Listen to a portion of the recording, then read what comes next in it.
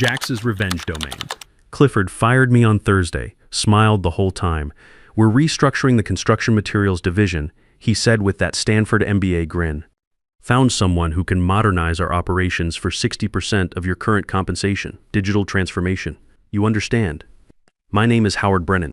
I'm 49 years old. I've been working since I was 18 and I know what dedication looks like when someone actually values it. Clifford had this way of talking where he'd drop buzzwords like they were revolutionary ideas, then grin like his MBA made everything he said automatically brilliant. He did it now, that same condescending expression he used when he explained why my 13 years of construction supply expertise was legacy thinking that needed upgrading. 13 years I'd given Midwest Construction Supply. 13 years building a logistics network that moved $280 million worth of construction materials annually across 9 states. When I started, our distribution centers were disasters. Heavy equipment parts scattered everywhere. No systematic rotation. Suppliers threatening to drop us because orders kept getting botched. The previous logistics manager had quit after 8 months. Said the complexity was impossible to handle. I took the job because I needed steady work. My wife Beverly was building her real estate practice. Our sons Colton and Landon were heading toward college. My father Eugene was starting to need help with his diabetes medication. And mortgages don't care about your career aspirations. Those first 10 months, I worked until midnight most nights. I learned every part we carried, every supplier's delivery schedule, which manufacturers were reliable, and which ones needed constant monitoring. I figured out that concrete additives needed specific temperature controls. Heavy steel beams required special handling equipment. Some chemical treatments couldn't be stored together because of compatibility reactions. I built tracking systems that monitored everything in real time, created zone optimization algorithms that maximized efficiency, negotiated with suppliers until they trusted our operation again. It took 4 years before everything ran smoothly. After that, it just worked. Materials flowed seamlessly from manufacturers to construction sites. Inventory levels stayed optimal. Suppliers stopped complaining and started praising our operation. My boss back then, Hugh Morrison, used to say I made complex logistics look effortless. Then Clifford showed up 18 months ago. Corporate transferred him from the Denver office. 30 years old with a fresh Stanford MBA and zero hands-on logistics experience. They gave him the division because he talked about optimization and automation in every presentation. He never asked me how our systems worked, never wanted to understand the relationships I'd built with suppliers or why certain processes existed. He just wanted dashboards that made him look innovative when he reported to senior leadership. Get me real-time analytics, he'd say. I need KPIs that demonstrate operational excellence. Build me a presentation I can use with corporate. I did it every time because that was my job. But Clifford acted like the results happened automatically, like anyone could manage what I'd spent over a decade building. He'd tell people in meetings, our automation systems basically run themselves now. Very streamlined operation. It wasn't streamlined. It was 13 years of expertise disguised as simplicity because I'd eliminated every inefficiency through hard-earned experience. Clifford didn't see any of that. He saw a $115,000 salary he could cut by hiring some kid who knew Excel and thought logistics was just data entry. We've already identified your replacement, he continued, still wearing that MBA smile. Starts Monday. You have until end of day to document your processes and transition responsibilities. Transition to who? I asked. You said he starts Monday. Today is Thursday. Create a knowledge transfer document. Shouldn't take long since you've always emphasized how systematic everything is. I never said that. He said that, but arguing wouldn't change anything. Clifford had already decided, probably weeks ago, this conversation was just corporate formality. Fine, I said. His smile flickered. He probably expected me to argue, maybe beg for another chance. I didn't give him that satisfaction. I walked back to my office. Not a big space, just enough room for a desk, some filing cabinets, and shelves full of supplier manuals, parts catalogs, vendor contracts. 13 years of information that couldn't be documented in an afternoon, but I tried. I pulled out my laptop and started typing. Supplier contact information, delivery schedules, which vendors needed 3-week lead times for steel fabrication, which ones consistently ran late with concrete components and required buffer stock. Materials with special storage requirements, difficult customers who needed extra attention, how to read the optimization algorithms I developed. When to adjust seasonal inventory rotations for winter equipment. 8 pages in, I realized how pointless this was. My replacement wouldn't understand any of this without context, without seeing the operation in real time, without making the inevitable mistakes and learning from them like I had. This wasn't information you could learn from a document. It was institutional knowledge built through experience. Clifford walked by once around 2 p.m. "How's the documentation coming?"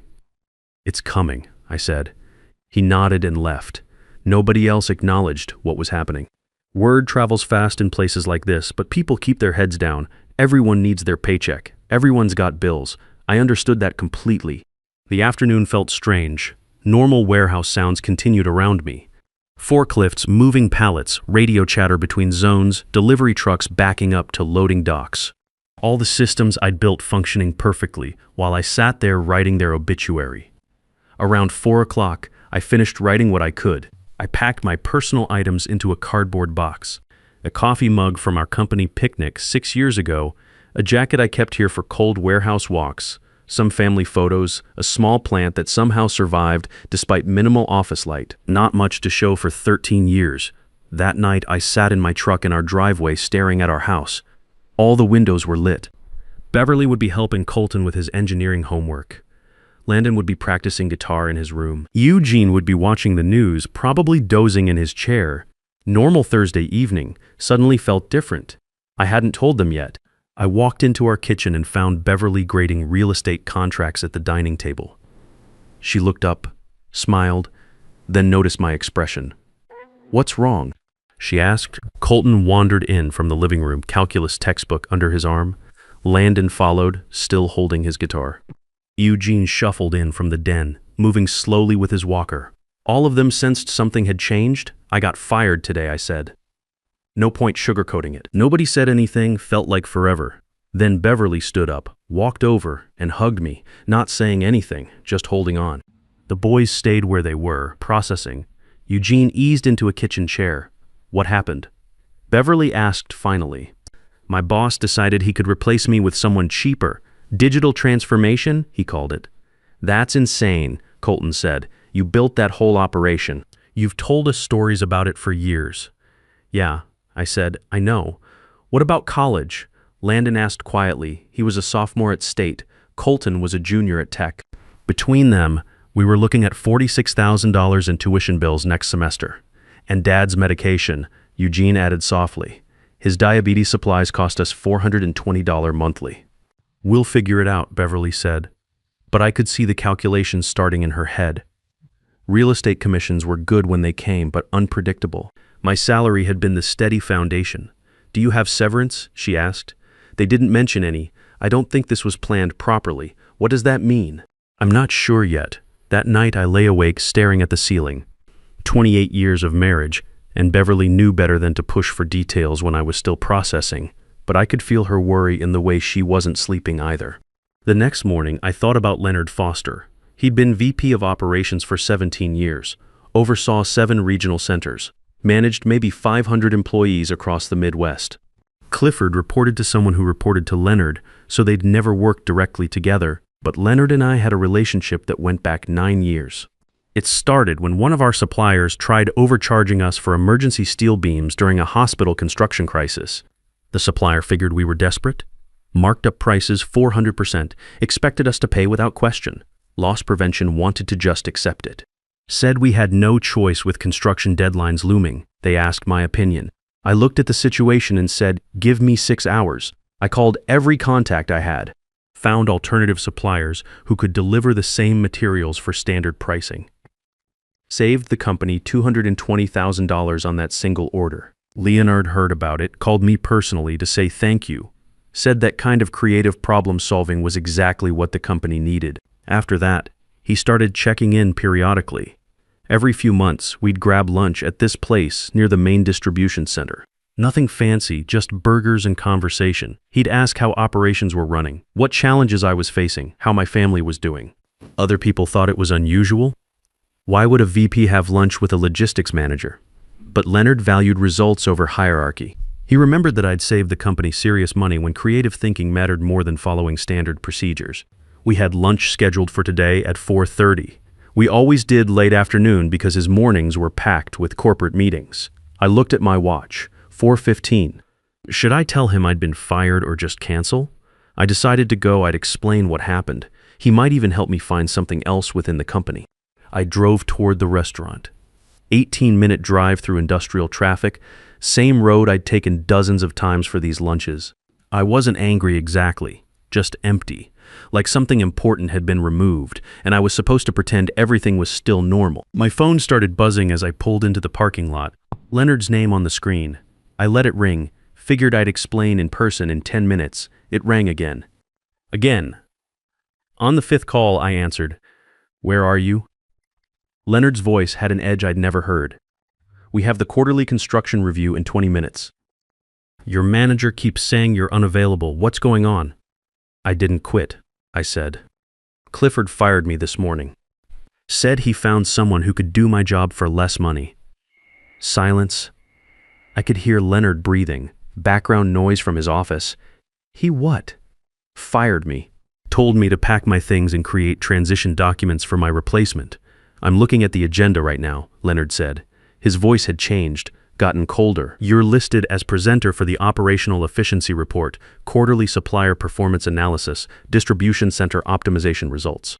We do this every quarter, Howard. You've never missed one." "I know. I was planning to be there. Then Clifford called me into his office and told me I was done." More silence. Then, "Stay near your phone." He hung up. I sat in my truck holding the phone, watching people around me go about their normal Friday afternoon. Getting coffee, heading home early, living regular lives. For everyone else, this was just another day. My phone buzzed. Text from Leonard. "What's your manager's direct extension?" I sent it. Then I waited. 30 minutes passed. I tried not to imagine what was happening. Leonard calling Clifford.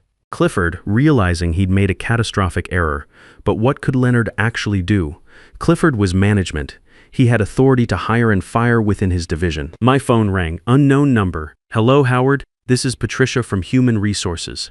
I'm calling about a termination that was processed today under your employee number. Can you confirm you met with Clifford Palmer this morning?" "Yes." "And he informed you of termination effective immediately?" "Yes." "Did he provide severance documentation, exit procedures?" "No. He just told me to pack my things and write transition notes." I heard typing. Lots of typing, I see. "And did he cite performance issues, disciplinary problems?" "He said they found someone cheaper. Digital transformation, more typing, longer this time." "Okay, thank you. Someone will contact you shortly." She hung up. I felt something then. Not hope exactly, but something. 3 hours later, Clifford called.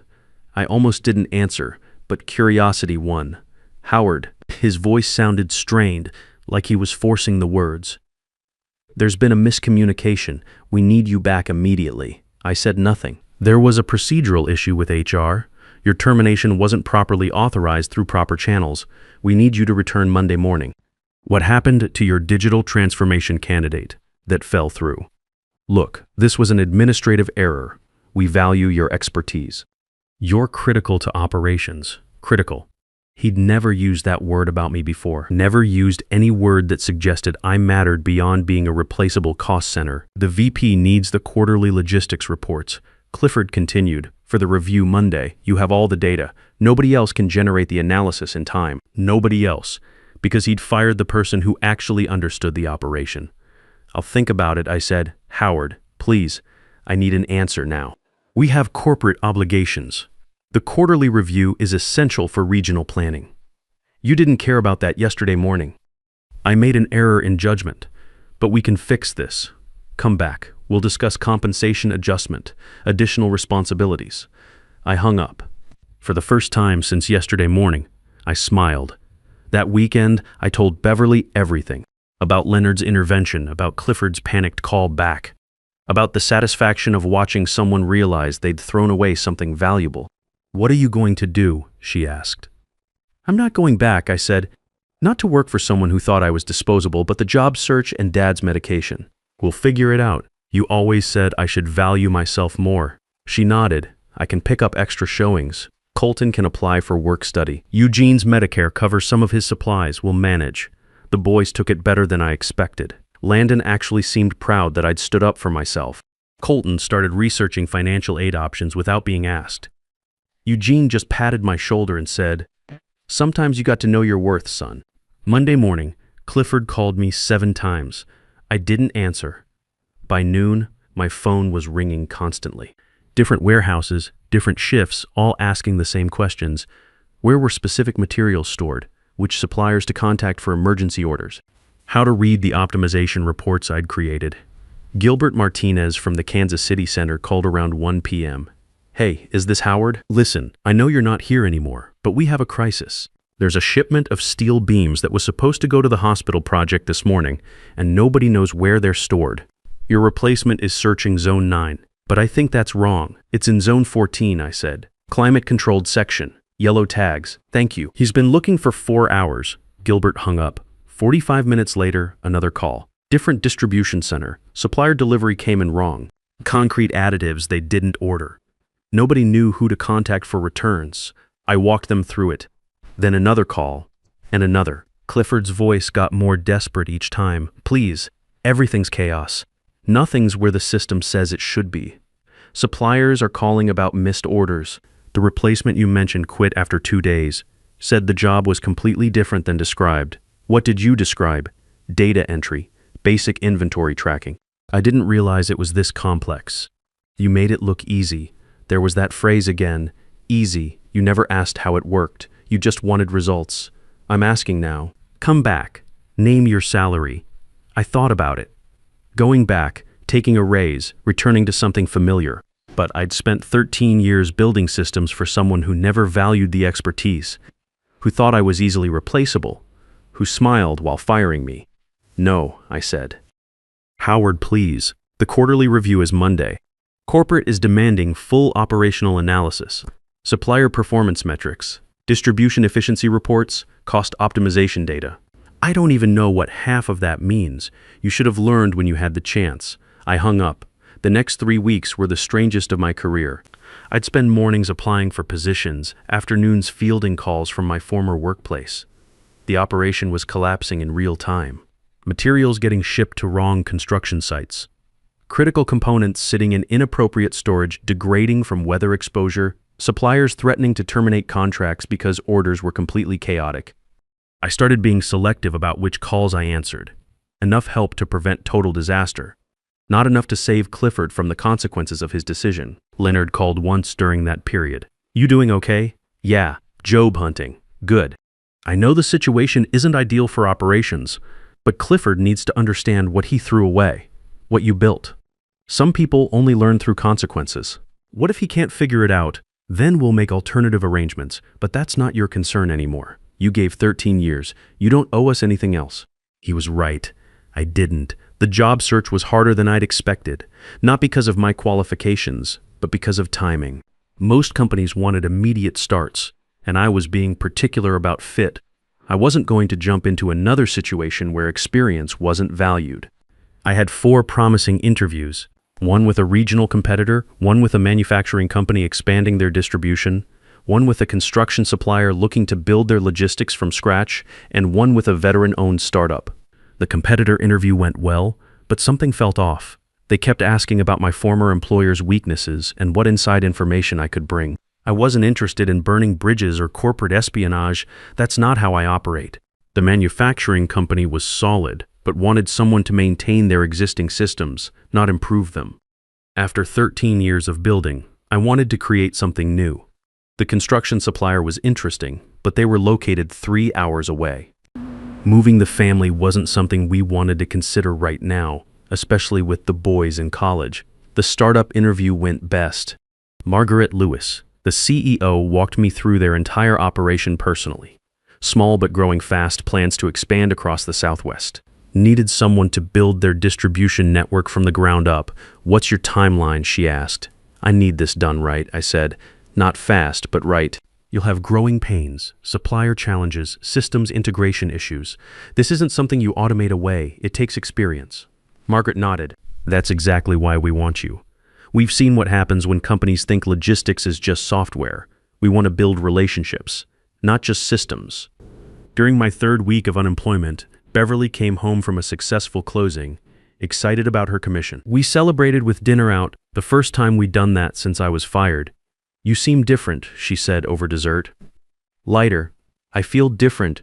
Like I'm not fighting an uphill battle every day. She was right. I'd been carrying weight for years. The weight of being undervalued, of working harder to prove I deserved to stay, of making someone else look good while staying invisible myself. That weight was gone. That night, Margaret called with an offer. Director of Logistics, $150,000 base salary plus equity participation. Small team initially, but with budget to hire and build as they grew. When do you need an answer? I asked. Take your time. We want you to be sure. I was sure, but I took the weekend anyway. Discussed it with Beverly and the boys in Eugene. Everyone agreed it felt right. Monday morning, I called Margaret back. I'm in? Excellent. When can you start? 2 weeks. Perfect. Welcome aboard, Howard. That same morning Clifford called one last time. I let it go to voicemail. Later, I listened to the message. His voice was hoarse, defeated. Howard, I know you've probably moved on. Just wanted to say, I'm sorry. I didn't understand what you did here. I thought it was just managing spreadsheets. I was wrong about everything. He paused. If you ever want to consult, we'll pay whatever you ask. I know I can't undo this, but maybe we can work something out. I deleted the message and blocked his number.